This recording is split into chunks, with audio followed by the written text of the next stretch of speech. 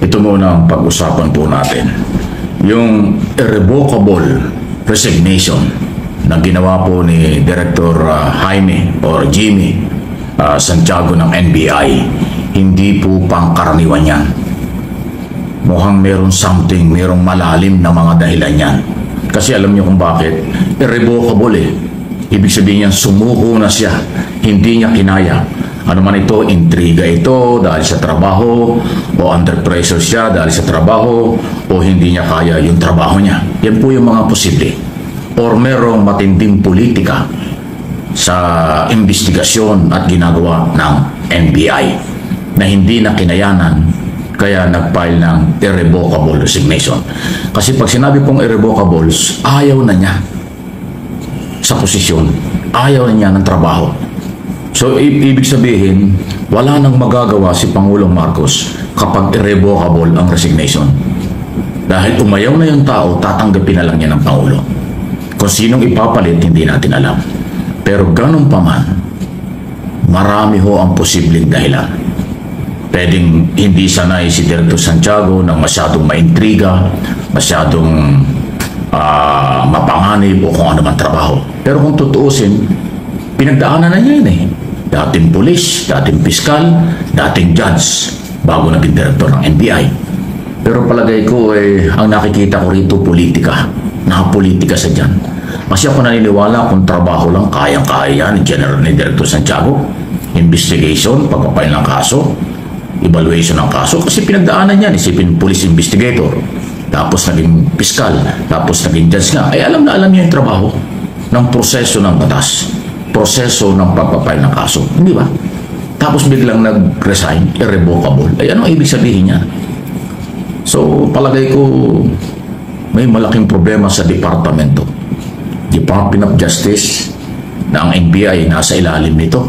Dahil nga ho sa mga kasong iimbestigahan tungkol kay Sara Duterte, tungkol sa mga sindikato, tungkol sa missing sabongeros at iba pa.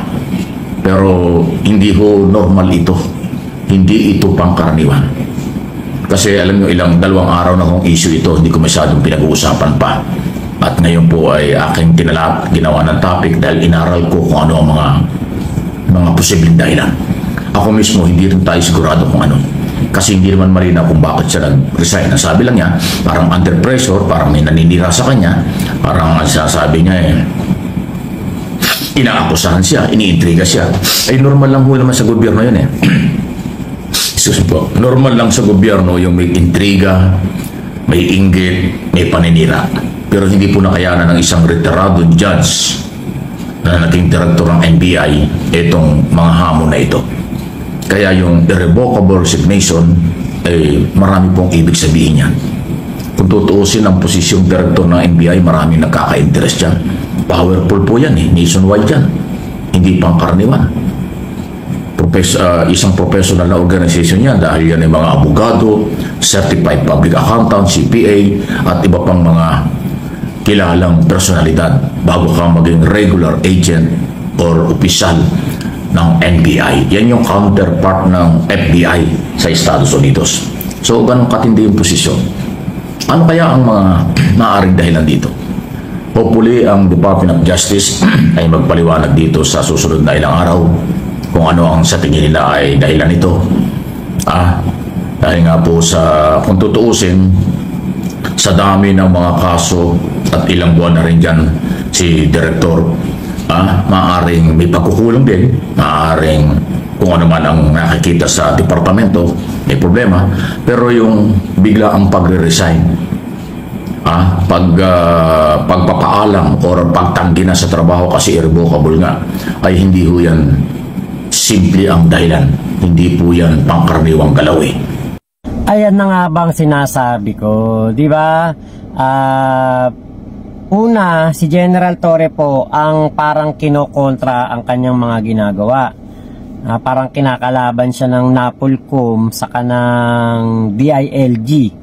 Ngayon naman po, etong si NBI Chief Jaime Santiago nag-resign po dahil po sa orchestrated move para sirain ang kanyang reputasyon.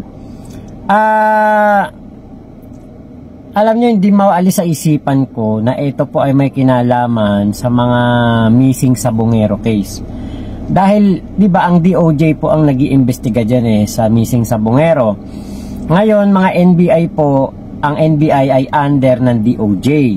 At meron silang participation sa pag-iimbestiga dito sa mga missing Sabongero. Ngayon, una nilang ginugulo ay si PNP chief. Ngayon, si NBI chief naman, Jaime Santiago, ang tingin ko ay ginagamitan ng black propaganda para maalis ito sa pwesto or umalis to sa pwesto kung hindi niya makayanan ang paninira sa kanyang dignidad. Yan ang naiisip ko na na dahilan. Hindi po, kumbaga, parang, di ba, parang napaka untimely na naman, di ba? Ano yan, coincidence ba yan na ang una, ang ating PNP chief ay binabanatan ngayon? Nakita nyo ba si Ramon Tulfo binabanatan si General Torre? Sinasabihan si General Torre lumaki daw ang ulo. Pero nagtatrabaho lang yung tao.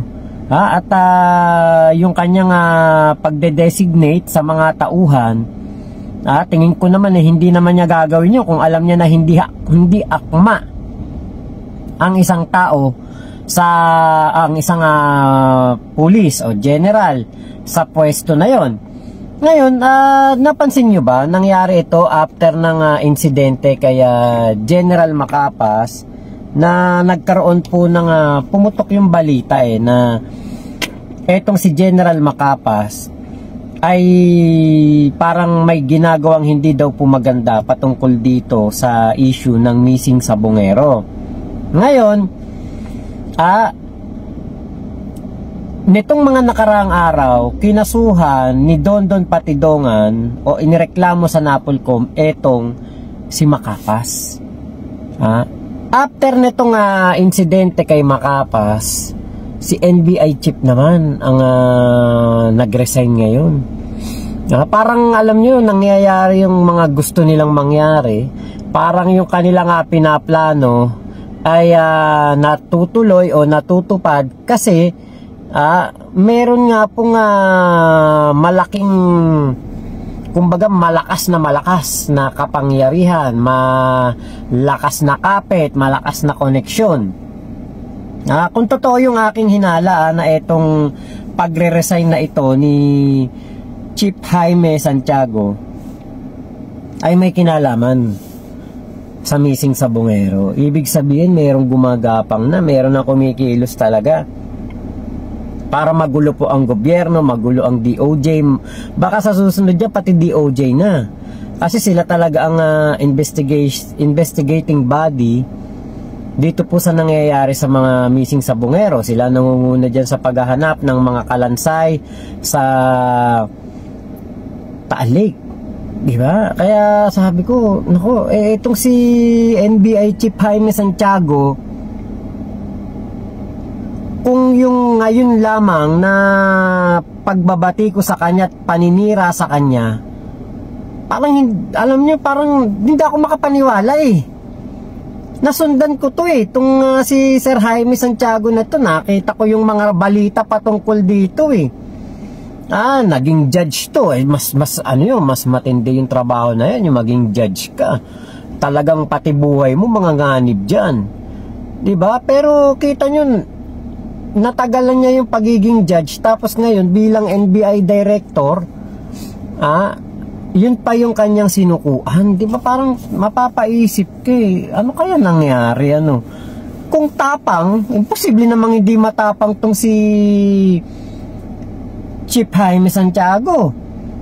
Ito yung nagsimula bilang sa pinaka mababang posisyon sa NBI.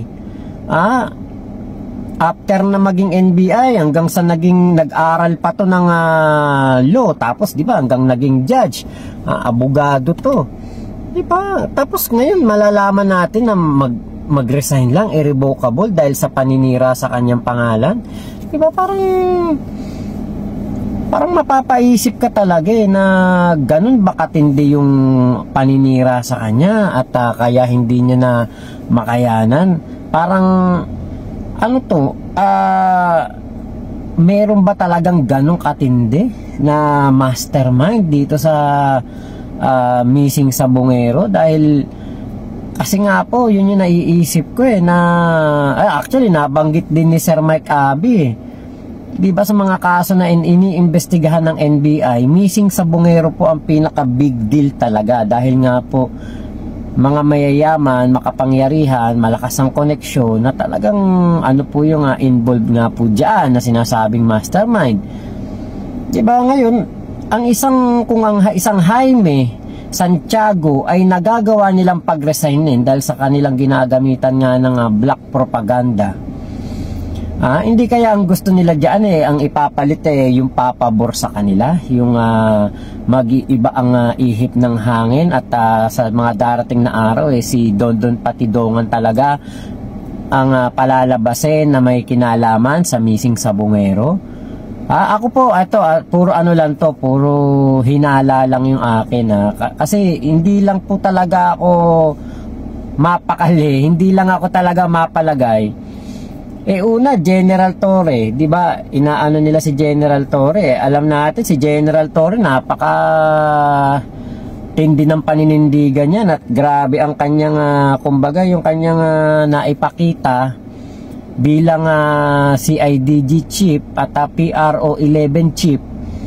Yun yung naging daan, kaya po siya ang naging PNP chief natin. Kung sa papatunayan, wala nang dapat patunayan pa si General Torre. Kumbaga narating niya na yung pinakarurok ng yung alam niyo yung dapat marating ng isang pulis, yung pinaka gustong mangyari ng lahat ng pulis sa kanilang karir, narating ni General Torre. Ngayon, dahil nga po dito sa naiisip ko, yung sa missing Sabongero, tapos merong ganitong balita kay Sir Jaime Santiago, hindi kaya related to na sinisira nila ang law enforcement? May sumisira sa law enforcement, merong malakas na puwersa, sinisira nila ang law enforcement para maiupo, mailagay yung mga tao na gusto nila, at eventually papabor sa kanila ang ihip ng hangin, at magugulat na lang tayo si Dondon Patidongan o ang Patidongan Brothers ang siyang magiging mastermind na talaga. Yun ang lalabas sa investigasyon. Sana wag naman, sana mali ako, no? So, may epekto yan kasi sa mga ongoing cases, investigation o na-file nila before the OJ na mga iba't ibang kaso, baka maka-apekto yan. Hindi ko alam kung merong demoralization sa NBI o sana wala, sana focus pa rin, maging professional lang lahat, na kahit magpalit, kahit iniwan, kahit umalis ang director, magiging tuloy-tuloy pa rin po ang trabaho. Kasi kung hindi, baka maapektuhan ang paghahanap ng katarungan at hustisya. Alam naman natin, maraming mga Pilipinong umaasa rin sa NBI dahil siya nga po yung isa sa may mga kalidad. Dahil walang po yung investigation team sa ating gobyerno sa law enforcement agency, NBI at PNP. Ang PNP magaling, pero alam naman natin may damage din, may mga nasasangkot din na iskalawag dyan. Sa NBI wala namang ganon, kaya lang mo yun nga umalis ano gagawin natin yan? So sino kaya ang magiging acting or sino kaya ang ilalagay? Sana ilagay din ang Pangulo, siyempre abogado ang kailangan dyan. Sana isa rin matapang na abogado at may alam sa matinding pagiging law enforcement or pagiging investigasyon, at higit sa lahat ay yung mga, kasi ang kalaban nila dyan yung mga malalaki na personalidad, maaari sa politika, sa business, o sindikato at iba pa. Kasi sakop lahat ng NBI ang mga malaking krimen. Hindi lang yung actually pati trabaho ng pulis, nagiging trabaho na rin dahil sila yung pinagkakatiwalaan, sila yung nilalapitan ng mga nagiging biktima. So sa tingin po ninyo, sino ba ang karapat dapat na ipalit sa kanya? Insider, ibig sabihin yung mga assistant director o mga taga sa loob ng NBI, o kumuha galing sa labas na pwedeng ilagay ng Pangulo. Pero nasa kamay na yun ng Pangulo. Tinatanong ko lang sa inyo kung sa palagay nyo sinong karapat-dapat yan. At sana ilagyan sa lalong madaling panahon ng kapalit kasi nga maraming ongoing investigation at mga nakapile na kaso sa korte na NBI po ay humaharap dyan sa mga trial. At marami pa ay imbestigahan. Hahawakang kaso ang NBI sa darating ng mga oras at araw. Maging ang DOJ, apektado rin yan kasi ang maraming kasong nakakarating sa DOJ prosecution team ay galing sa recommendation at ipinail ng NBI. Kasi ang NBI ang pinaka law enforcement agency under ng Department of Justice Office of the President. Parang sa police, ang police under ng DILG. Under ng DILG ang police na siya rin nangasiwa sa prison order investigation sa buong bansa. Okay? So ano po ang inyong masasabi rito? Marami nagulat dito. Akalain natin, alam ko at kilala ko si Director Santiago ng pulis pa yan. May tapang at talino yan. Pero yung kanyang tapang at talinong ito ay mukhang hindi niya nakayanan ang maraming pagsubok sa kung ano man dahilan. Mukhang hindi personal eh. Mukhang sa intriga at personal, yung intriga at baka patiko sa kanya tungkol sa kanyang trabaho. Kasi physically mukhang healthy naman yung mama eh. Kahit na may edad na rin, pero mukhang healthy naman. Yung talino nandun pa rin, yung tapang nandun pa rin. Pero dahil nga ho sa maraming dahilan, kaya napilitang mag-file ng irrevocable resignation. So babay na pagka ganun. Wala na kung pwedeng magpigil dyan kasi ayaw na niya eh. Walang magagawa ang Pangulo dyan. Okay po Sir Mike sa yung information na binigay sa amin. Ngayon ito, sana yung ipapalit katulad din ni Sir Jaime Santiago na abogado, malawak ang karanasan sa sa mga kasuhan na ganito, di ba? Malawak ang kanyang karanasan sa law enforcement. Yan, di ba? Yan sana ang yan sana ang pumalit. Nung nabanggit ni Sir Mike Abe na ang DILG ang law enforcement niya, PNP. Ang DOJ, ang law enforcement niya, NBI. Doon na ako parang napaisip ako, posible nga kaya talagang may kinalaman to sa missing sa Bungero. Sinisiraan nila si Sir Jaime Santiago, gumagawa ng kung ano-anong mga issue, gumagawa ng mga kung ano-anong mga balita. Kasi yung pinakitang balita ni etong sa balita, may nakita akong balita kay Sir Jaime Santiago, may hawak siyang mga dyaryo na parang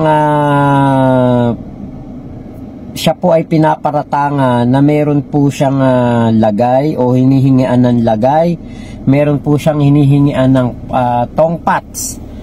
At meron daw po siyang bagman, parang inuugnay siya doon. Hindi kaya ito ay sinisira talaga si Sir Jaime dahil alam nila na importante kay Sir Jaime Santiago ang kanyang dignidad, ang kanyang integridad, na alam nila na ito'y magre-resign once na sirain mo to o banatan mo to ng banatan. Tapos mawawala o masisira ang investigasyon sa missing sa Bungero kasi hindi na si Sir Jaime ang NBI chief. Diba? Hindi kaya talaga yun? Talagang planado. Kasi parang mapapaisip ka na magkakasunod DILG, Napolcom, parang tinitira si General Torre. Tapos merong NBI chief naman magre-resign dahil sa paninirang puri o pagsira sa kanyang kredibilidad at integridad. Diba? Kung abilidad, alam natin si Sir Jaime Santiago talagang galing to sa mga pamilya ng mga matatapang talaga to. Galing talaga to sa kumbaga yung trabaho nito sa sa NBI hindi matatawaran. Pagiging judge nito, 'di ba? Kaya yun no. Sana mali ako ng aking hinala kasi kung yun po ay kung ito po talaga ay magkakaroon ng katotohanan na may kinalaman ito sa missing Sabongero etong mga paninira kay General Torre at kay NBI Chief Jaime Santiago, nakakalungkot lang pong isipin na ganyan na po pala talaga katindi ang kalaban ng batas, di ba? Ganyan na pala talaga sila kalakas na ultimo NBI chief na dating judge. Imagine niyo po 'yon. Di ba? Hindi po pinapalusot at talagang kumbaga sisirain nila para ito'y mag-resign. Diba? Sana mali talaga ako. Sana hindi po ito may kinalaman sa missing Sabongero case. Etong aking naiisip na ito. Sana ang ipalit din po dyan ay yung katulad ni Sir Jaime na hindi mababayaran, hindi mabibili ang pagkatao, hindi maoopera ng kahit magkano, at pananatilihin pa rin po ang kumbaga yung kahalagahan ng batas dito sa ating bansa. Yung batas ang pinakamasusunod, di ba?